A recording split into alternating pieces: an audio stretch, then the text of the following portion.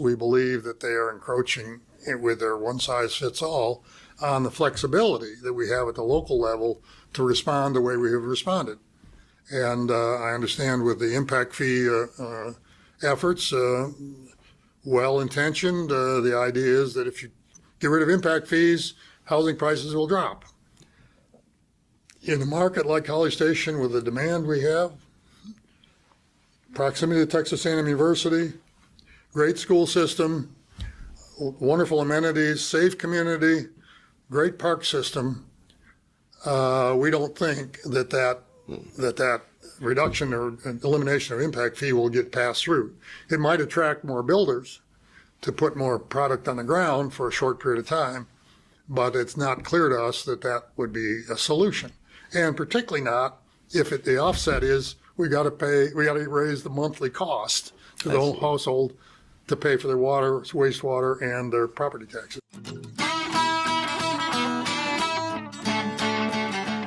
Howdy, you're watching the Think Brazos Podcast. We host conversations with locals, politicians, and policy experts to help families thrive in Brazos County, Texas. So when you're thinking about how to make your community better, just remember, think local, think Brazos.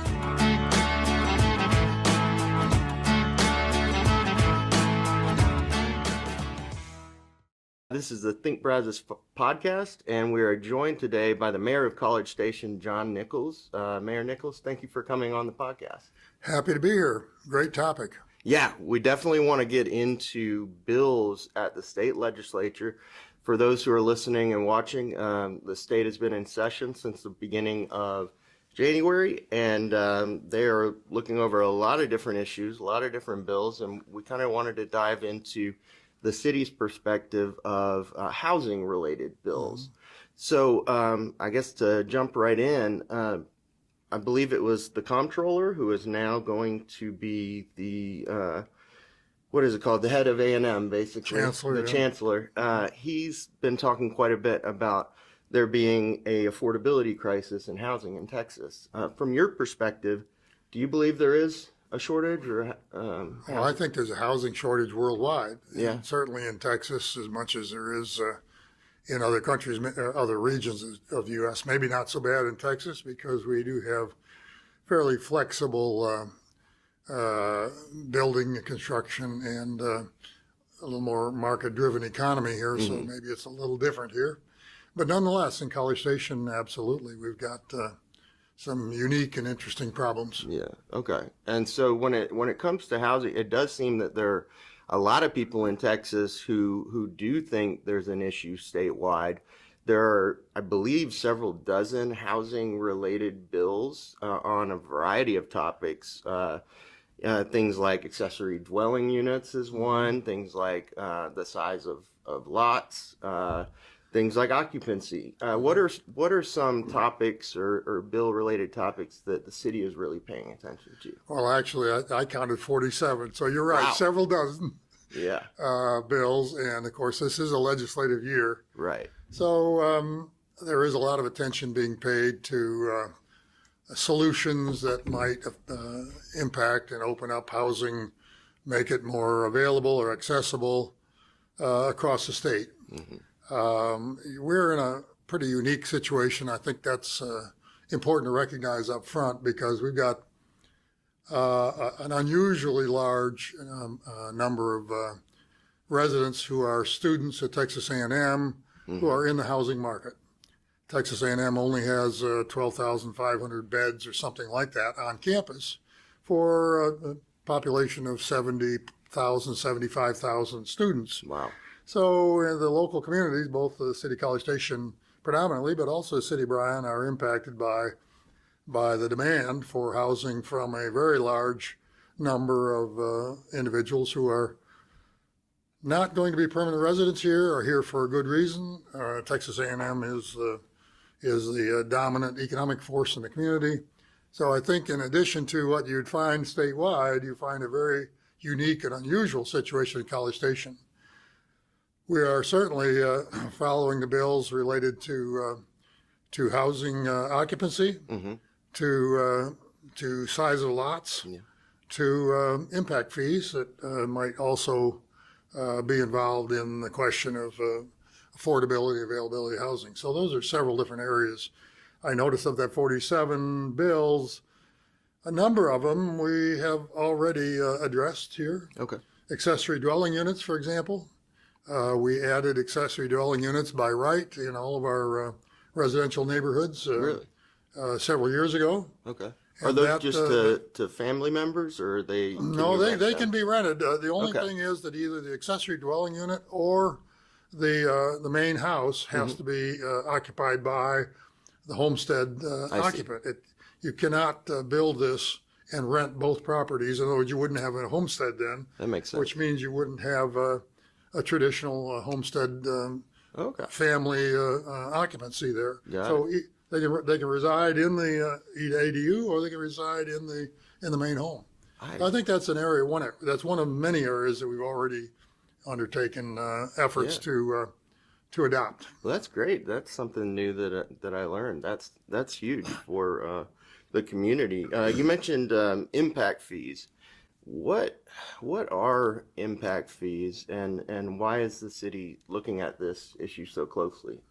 Well, impact fees are something that the city adopted, maybe 10 years ago, about 2015. They've been considered and discussed earlier. There's a number of cities in the state of Texas that are in the fastest growing areas where impact fees have been adopted. And basically what that is a calculation of the cost of additional infrastructure that is needed by new residential units and new businesses. Impact fees affect both residential and commercial buildings. So that was adopted, and it basically recognizes that the newer businesses and the new residents coming into town are moving into a city where you already have an established infrastructure, you have a great park system, you have a range of cultural opportunities that are already existing here, particularly the infrastructure. And in our case, it's focused on water, facilities, infrastructure, wastewater infrastructure, and roads. Okay. So the calculation of that, and then I won't get into the boring details because it's pretty complex, but it comes down to adopting a capital plan. What do you think, what does the city plan the cost of new water infrastructure, drilling new wells, for example, or putting a new transmission line in that's needed for this new development, or wastewater. In the case of City College Station, we've expanded our wastewater treatment plant at Lick Creek by 60%, Yeah. $40 million, and additional roads that would serve those fast-growing neighborhoods. So the new home, when a permit is pulled, the developer, the home builder, will be committing to paying for those impact fees, and they can range up to $5,000-$7,000 per house across all three of those categories, and a new home. What that does is it means then that our rates for water and wastewater treatment, which people pay monthly in their utility bill, and their property taxes, which would support the general revenue to pay for the road expansions, won't have to be so high.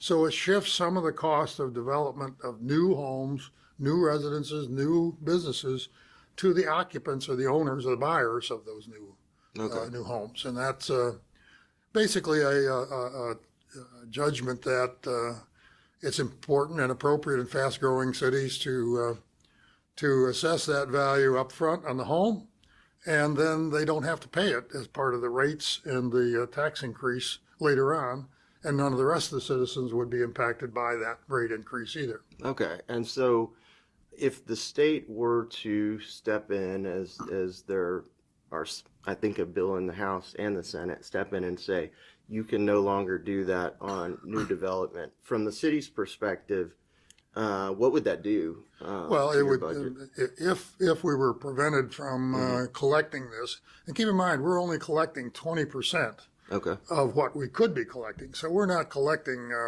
at the maximum on these impact fees, even given the capital plan. So the capital plan for all of this new housing and new infrastructure and water, wastewater, roads is still being borne largely by the general citizens of City of College Station. It's shifting a portion of that. So that portion that we now are collecting in impact fees would have to go back to all the ratepayers in water and wastewater, and we'd have to consider our general revenue budget, whether we want to raise the tax rate a half a cent or whatever it might be to cover those expenses, or we shift the cost and we reduce something else, whether it be parks, administration, public safety, economic development, some other area of the budget that's now operating at a certain level would have to be adjusted, and that would be just a basic budgeting process. If not philosophically what we have in mind, and frankly, I think that the whole idea of impact fees was built into state legislation for a good reason, and allows fast-growing communities, particularly those with low tax rates like College Station, to recover some of those costs of new development. And if you look across all of the cities that have impact fees, we're not at all in the highest rate of collection or total dollars collected. Yeah, and shifting to another housing related issue that I mentioned earlier, lot sizes. This is something that a lot of developers around the state are interested in and looking at. Okay, a family, a new home buyer maybe can't afford 7,000 square feet of land, but maybe they could afford 5 or 4. What is the city's take on some of these bills at the state right now that would look at allowing for smaller lot sizes for new homes? Well, we've made adaptations in that quite frequently, particularly through the Planned Development District, the PDD process. When somebody comes in and wants to develop an area under a Planned Development District, they can negotiate with the city for smaller lots, and we have several of those in the city where land costs are a driving factor. And keep in mind, that is really, in the city of College Station, one of the biggest factors is land cost. We are 53 square miles roughly. We're not really allowed to annex anymore unless it's by owner request. And frankly, if you look around the edges of the city, most of the bordering properties have been divided into smaller lots of 10 acres 40 years ago outside the city, because that's where some people wanted to live. So there aren't a lot of really significant acreages that could be brought into the city that are contiguous. So given that we're landlocked in that sense, the value of the land that is available for development inside the city is rising in price, because those folks who want to live in the city demand that and command that. And that's really, it's market forces that I think are different in College Station that support the idea that it's important to consider local conditions and not simply legislate from Austin. Local first, state second. Federal shouldn't be involved in zoning and land use at all. I think our unique situation here in College Station, as I said earlier, the demand from the student population is driving a lot of our housing concerns in College Station. That's not typical across the state. Okay. And you kind of touched on that just now.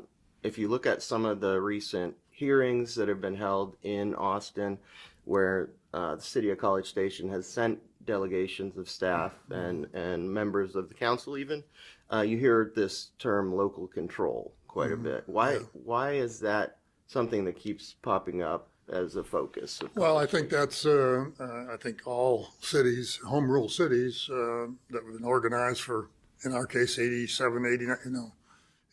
87 years, have operated as a home rule city where we were expected to look after the health, safety, and welfare of all of our citizens and adopt appropriate ordinances and regulations to assure that based on the local conditions and local demand structure and what the citizens expect and want from their city.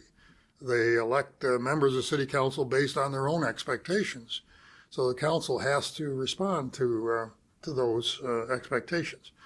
I think the idea of preemption by the state can be overdone because I understand some of it. They don't want a lot of conflicting rules on various things that they've argued about in the past. Yeah. Ban on plastic bags, for example. And there's good reasons for a city in the Rio Grande Valley to adopt that. Well, pretty soon the state legislature said, well, we can't have that in one city when it doesn't happen in the other cities. We won't allow that to happen in any city. So they preempted that regulation and said, you don't have local control over that. So a lot of things that the state has preempted cities on. And frankly, I think in the housing case, you can wind up with some statewide legislative actions that really don't fit the local concerns and conditions. Okay. Touching on the, doing the thing locally, cities trying to consider the needs of their local populations. There's one bill that I know of that is looking at the issue of a community or a neighborhood. Basically, if a new development comes in or wants to come into a neighborhood, that sometimes there can be a small group of people that can essentially say, no, we don't want that. And so trying to adjust the levels at which someone can protest a new development coming in. Have you heard of this? And what's your take on? Matter of fact, that bill was in, I think, the House Land and Natural Resource Committee when I was there. Oh, that's right. And I listened to that whole discussion. And I frankly can see both sides of that argument. Right now, it's at 20% of the adjacent landowners can protest. They want to raise it to 60, and it's a bit convoluted because the ultimate result is that if it's protested, comes back to city council, then does the city council have to have a 2/3 majority or supermajority of 80% to pass the actual change in zoning? I thought that was an interesting set of trade-offs they were talking about there. I thought maybe that it could be increased, that percentage from 20% to 40%. I don't think in the city College Station that we've had a lot of serious problems like that. Maybe over my time on council, 10, 12 years, maybe a couple of times that we've actually had a protested vote on a zoning question. And I think it's probably more efficient not to have such a low bar. If that's an issue for home builders, developers, I would say let's negotiate that. And I'm happy with that finding a middle ground on that. Yeah, because I guess what I kind of wanted to know from the city perspective is, do you think there is ever a case, whether in College Station or other cities in the state, where maybe it can go too far, where a neighborhood or a group can have, I guess, outsized influence on where development goes, and do you think that could ever be an issue? Well, I think neighborhood integrity is important, and that city College Station is built around that idea. I think most people who run for public office who are up for election pay some respect to the fact that existing neighborhoods that are established need to have some kinds of protection that would allow them to continue to live their lives the way they are. The market pressures, however, and I'm an economist, so I understand market pressures sometimes fall heavily on those same neighborhoods. Right. Start shifting the demand, shifting the ownership of the properties. And so you sometimes have, and we do at College Station, conflicting views near the campus in particular. As far as greenfield development goes, I think there's lots of opportunities in greenfield development. Unfortunately, as I said, in College Station, there's only so much land left. Right. And I have said all along, density is in our future. Whether it's density of student housing that we see in the Northgate area, for those that don't understand it, it's north of the main campus, and it's very close walking distance to the campus. Right. And we have 20-story high-rises that are rental properties, rental investors rent by the bedroom. And that's specifically a density thing. But we've gone beyond that, and we've looked at opening up land that was previously called suburban residential that we have converted to middle housing. And I know you've talked about this in other podcasts, I'm sure, about the idea of the missing middle. Correct. And that's a popular terminology. We've addressed it just in the last 3 years because of these pressures by using a citizen home builder business council-led committee to work through areas in the city where we could move them into what's called middle housing. And that allows a whole array of different kinds of housing products that could be built in those areas. And it allows the owners of those properties to apply for a shared housing permit, which means they are designed and built for more than 4 unrelated people. And they want to enter that market. So then they get that shared housing designation if the structure allows it, fits it. And they apply for an over-occupancy overlay. So then they can put 5 or 6 renters into that same piece of property. We've done first round 1,700 properties. I think we're up to 2,000 properties now, and we're looking at again additional areas of the city where that could be applied that are already heavily rental anyway. Okay. But now the investors can come in and buy up a tract of those and either tear them down or remodel or rebuild them into something that's more dense. So City College Station recognizes it's got to be more dense in the future. And we're trying to find ways to provide, I guess, entitle the property in a way that private investment can come in and make the difference. That's great. We're dependent upon the good investors that come into this community and try to build more housing. Yeah.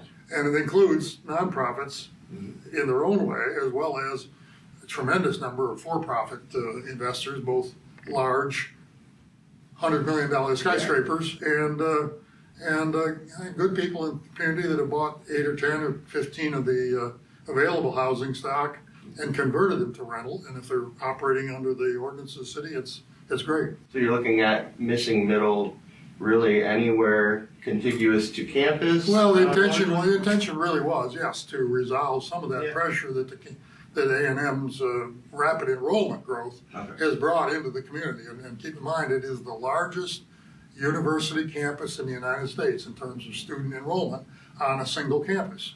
And we aren't that big a city. Right. So if you look at the population of the students living off campus, some of them live in Bryan, but 3/4 of them live in the city of College Station, and they are every bit a part of the demand structure as is working class households, and affordable households for working families is another part of this whole picture. Right.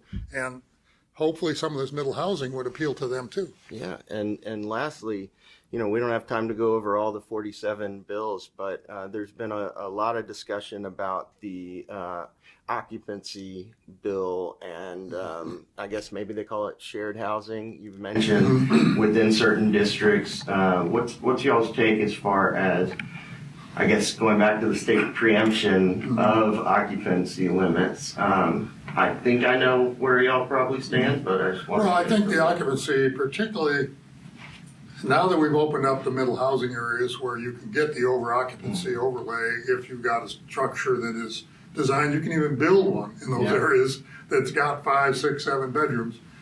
I've been told that a lot of the students prefer a bath-bedroom parity because they rent by the bedroom in these properties, and they want a bathroom attached inside next to every bedroom. And those have to be purpose-built buildings. Okay. Now, we've had those purpose-built buildings, some people call them stealth dormitories, that sort of thing, built in our single-family neighborhoods or our zone for suburban residential that were built, and we had no way to regulate their actual structure until the definition of shared housing came along. So they exist as legacy properties, and there's many of them inside of existing residential, most people refer to it as single-family neighborhoods, but it's really suburban residential by our zoning standards. And the problem is that when you put more than 4 students in there, you put 5 or 6 students in there, the income stream off of that residential rental property goes up. Okay. And if the income stream goes up, that means that the investor can pay more for the existing land. And a lot of times they would have bought a residential property and knocked it down and built a purpose-built building there for 5 or 6 rentals, tenants. Legally, they could only put 4 unrelated in it. But through various mechanisms, 5 or 6 might wind up in there sharing that cost. So that the rental for the property has gone up from, say, $2,400 a month to $3,000 a month, which means the income stream is higher, which means the investor can pay more for the land and the existing house. That has priced our starter homes, our younger families, our working level people, the blue collar folks, if you want to call it that, food service, landscape, those kinds of people, the technical trades people that are working for Texas A&M, they can't afford to live in those neighborhoods anymore because they've been priced out of them. And that's true for middle managers can't. Nurses, doctors, nurses, police, firemen can't compete with that revenue stream. It's essentially a business being built inside of a residential zone neighborhood.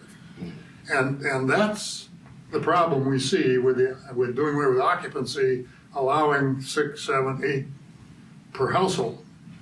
And the income for the investor goes way up, so they can afford to buy more of these, and pretty soon you've priced everybody out of that neighborhood. So it's got that flip side on affordability. It's not just affordability for students, it's affordability for everybody else. And that's what we're trying to do, is find a balance on that. And this is how I've explained it to people, is we've done a lot of things to try to address this housing affordability issue in College Station, increasing density. We're doing that in many different ways that I've already talked about. And we've, with a citizen-led committee, adopted a housing action plan that'll play out over the next 8 to 10 years. And the appointees to the steering committee of that is just being completed. If you go through that, there's a lot of action items that the city is considering undertaking that would help through Housing Finance Corporation, housing affordability, working more efficiently and maybe in different ways with the nonprofit community. We're already using some of our community development block grant funds, CDBG funds, to provide subsidies or incentives to nonprofits to buy property and to individuals who want to upgrade their home through the home loan program. Okay. But again, the cost of housing, the cost of insurance. Yeah. We haven't mentioned insurance here. Yeah. And insurance, I'm shopping my household insurance around now, so I understand the increases we've seen in insurance rates, and that is impacting the monthly cost of owning a home substantially. So you've got people that qualify, maybe basically, but if you add that insurance cost on top of it, it's troublesome. And our tax rate's not that high. Our city taxes, but again, you got the whole array of taxes. That's one of the reasons we try to keep our tax rate down. Yeah. We run a relatively efficient city, but we're a fast-growing city, and we're trying to meet the demand locally. Yeah.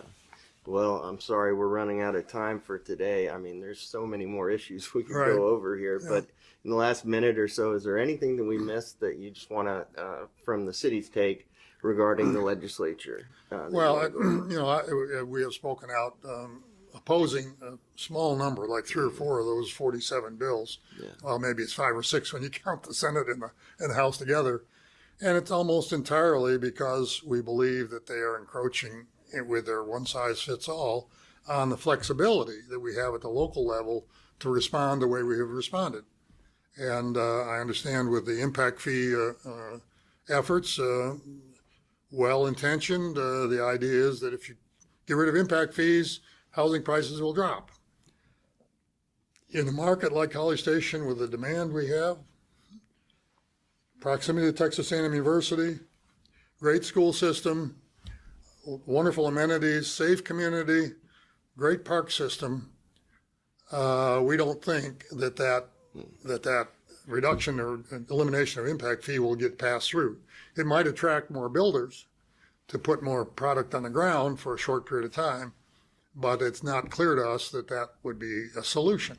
And particularly not if the offset is we got to raise the monthly cost to the whole household to pay for their water, wastewater, and their property taxes. Yeah. Well, we really appreciate you coming on the podcast. This has been Mayor John Nichols, City of College Station, and talking about housing affordability at the legislature. Thank you. The story is not over, and we've got an action plan that will be played out over the next several years. I hope the citizens of our community will take a look at that action plan and weigh in as appropriate on some of those strategies and goals. Thank you so much. Appreciate it. Thank you.